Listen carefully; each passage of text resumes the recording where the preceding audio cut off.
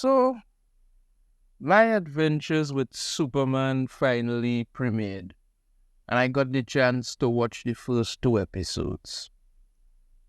And after watching it, I'm left with one very, very important question I keep asking myself. What the shit did I just watch?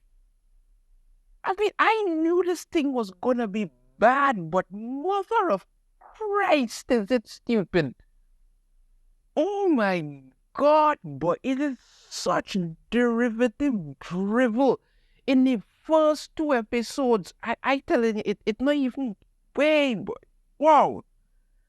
All right, let me go through this piece by piece so you can understand exactly what I'm talking about. The way it starts off kind of sets the tone for this entire thing.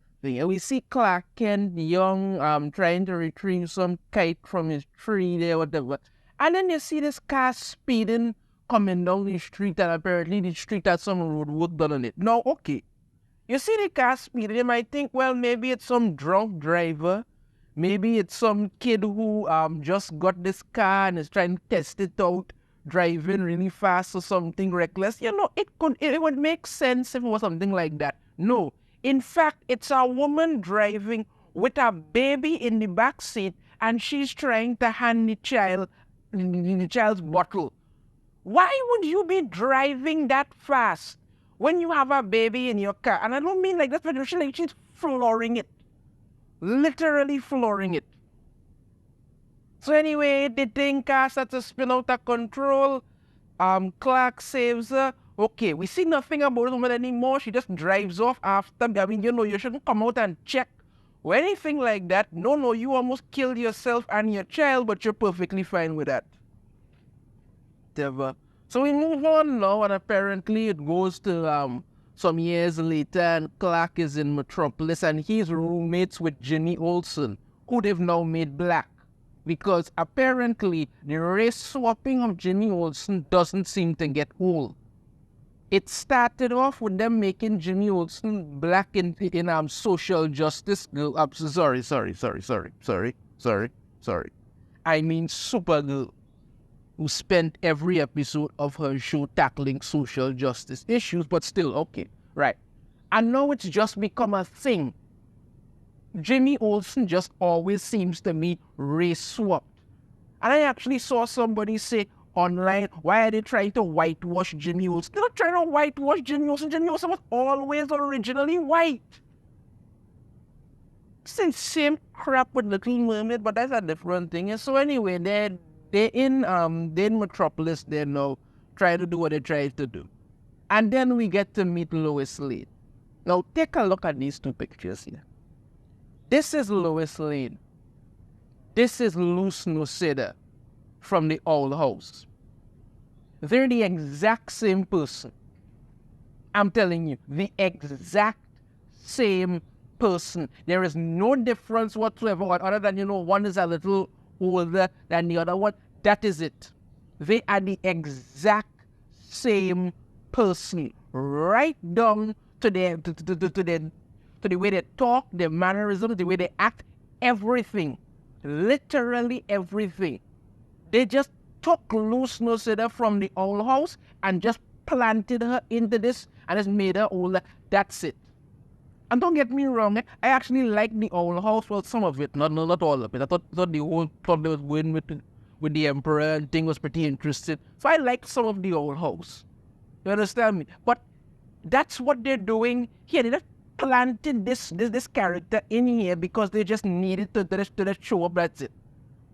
And then you end up meeting Clark, the little high kind of blush kind of thing. So they're pushing that really, really hard, really. And that's what they do for the rest of this thing. Yeah? And it's basically this whole thing between Clark and Lois is basically Luz and Amity times 5.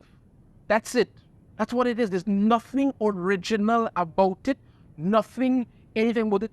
Lois does not act like Lois Lane at all. She is, for all intents and purposes, Luz Noceda just in this iteration. That's it. Oh, and of course, they're all new interns at the Daily Planet, and Perry White is now Perry Black because the race swapping again. They need to push that. God forbid they just create original characters. No, let's just race swap people. That's fine. So Lois wants them to Lois wants Jimmy and Clark to help her track down these stolen military grade robots, and her big source is a bunch of street kids who deliver papers for the Daily Planet, led by this little girl. And this is the thing I'll tell you this going forward. They make it very clear in this show early on. All the women are girl bosses. All the men are just pathetic, whimpering losers. All of them. Literally all of them. Pathetic, simpering, whimpering losers. They do end up finding the thieves loading the military robots at the Metropolis dock. And, who is leading this group of thieves? Leslie Willis, a.k.a. Livewire. Because, of course, a woman must be in charge. And she must be some badass. But for some reason, they have made her look as less of a woman as possible. What is it nowadays with this thing? Wait, women must never be attractive. I mean, they might as well have just written butcher across her forehead and been done with it. Bloody hell, man, she could have still been attractive and this, but no. So they find them there. They activate the robot. They start shooting at them first, then they activate the robots. One knocks Clark away. He disguises himself, and then he comes out disguised and tries to stop the robots from killing Jimmy and Lois. And then right away, we get Stupid Man. Because as far as I am aware, Superman is supposed to be invulnerable. Instead, he's getting slapped around by these robots like he's some bastard stepchild in somebody's house. When he's not getting slapped around, they're using lasers and hitting him and in less than 10 seconds, he has black eyes, he has little bruises and things on him. I'm like, what the? Come on now, man, you're freaking invulnerable. What the hell? But then, while he's getting his ass handed to him, Lois realizes that the robots and them are controlled by some kind of panel. So she runs over there and starts turning them off. So they obviously, the robot obviously smarter than everybody else here, decide to attack her. And then Clark activates some kind of weird looking powers that come from the ship. I don't know, some kind of shit. And ends up just destroying one of the robots. Okay. While he's hanging there in the air, right? When he's hanging there in the air, Lois tries to talk to him. He flies away. But before I even forget, the guy who Leslie Willis was who had second in command with, when the shit starts to go to the fan, he takes off running because, like I say, all men are just absolute and utter whimpering simps in this entire thing. So Leslie ends up escaping. Clark flies away, and then Lois just automatically comes up with the name Superman. No costume, no nothing, no S on it. She just comes up with the name Superman, and that's supposed to stick. So what if she had called him Ultraman? Would he have had to change his name there? Throughout the whole thing, he's like, who am I? What will I don't even freaking care. So we get to the second episode now, and Lois wants to find out who this mysterious Superman is. So Clark goes back to Smallville to try and go into the ship to see what it is going on there. So he's digging up the ship that's buried there to get some answers. Martha Kent and Jonathan Kent are there, and Jonathan Kent tells Martha that, what's so wrong about a boy digging up his alien ship to get answers is the most natural thing in the world. She literally shoots him a dirty look, and he just automatically takes off, leaving her and Clark there. This is probably the most important day in your son's life when he finds out what his alien heritage is. And no, you just leave because again, you're a simpering wimp.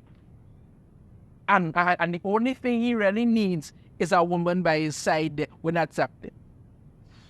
So he goes into the ship, sees this hologram of Jor-El, and we get and this hologram of Jor-El is missing an eye because we get to find out now that apparently Krypton wasn't destroyed by some natural disaster or the sun was going to like no. There's this giant planetary war, some kind of planetary or alien space war, and that's how Krypton got destroyed.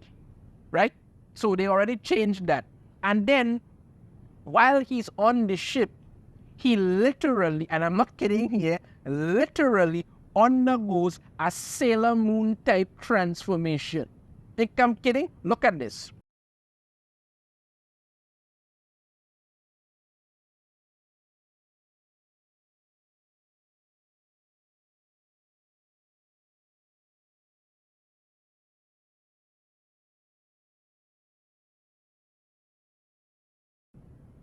And then, so you see that, but if you're thinking it's just a thing, you could, here's a side-by-side comparison of this Superman transformation and Sailor Moon.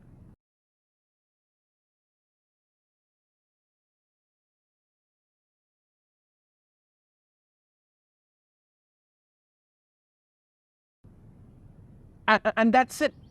I mean, yes, there's slight subtle difference, but it pretty much looks just like it. So he comes out of the ship, Martha Kent gives him some trunks and a belt, and that's it. Meanwhile, back in Metropolis, Lois and Jimmy are trying to find out where Leslie Willis is, and she's being hunted down by some group of people. And then we get to find out that apparently she had enough time and resources to plant dozens of explosives in the entire sewer system underneath Metropolis, and nobody knew about it. It makes no sense. But then again, that's what's supposed to happen. So when Lois and Jimmy inadvertently show up, when she's meeting with this mysterious person who's leading this organization that's hunting her down, she decides to start fighting and all of this stuff. And it turns into this big scramble for the detonator. And then of course she's revealed to be wearing some kind of super suit that grants her electrokinesis.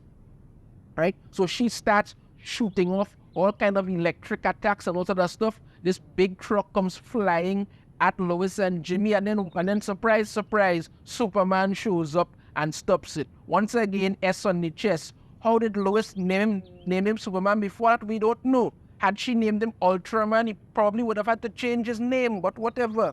So he shows up there and decides, okay, he's going to stop Leslie. And of course, she starts shocking and beating him like a little bitch because that's what's going on.